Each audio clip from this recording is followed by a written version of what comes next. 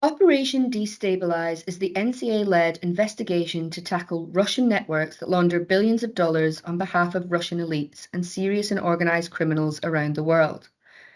The two main networks involved are SMART, headed up by Ekaterina Zhdanova, and TGR, run by Georgi Rossi.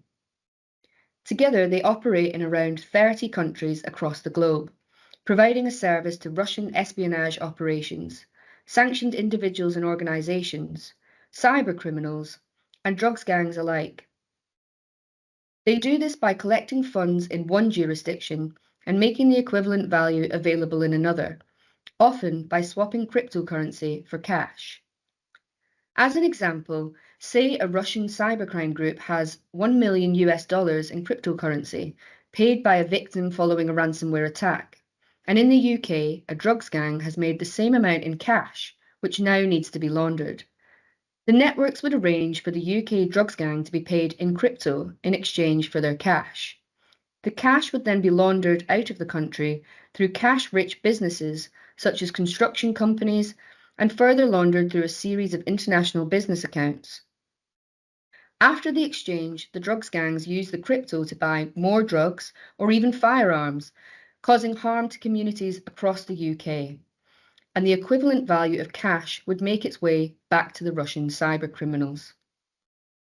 Investigators have seen similar exchanges where cash handovers were followed almost immediately by the movement of crypto of the same value, taking place on a large scale across the UK, and this is likely replicated in a number of other countries in the West. But this is just one method the networks use to move billions across the world. They also help other wealthy Russians to bypass laws and regulations that would prevent them from investing in the UK.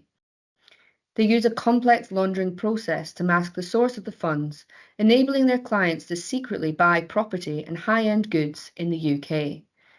These money laundering networks enable serious criminality in the UK and threaten the integrity of our economy.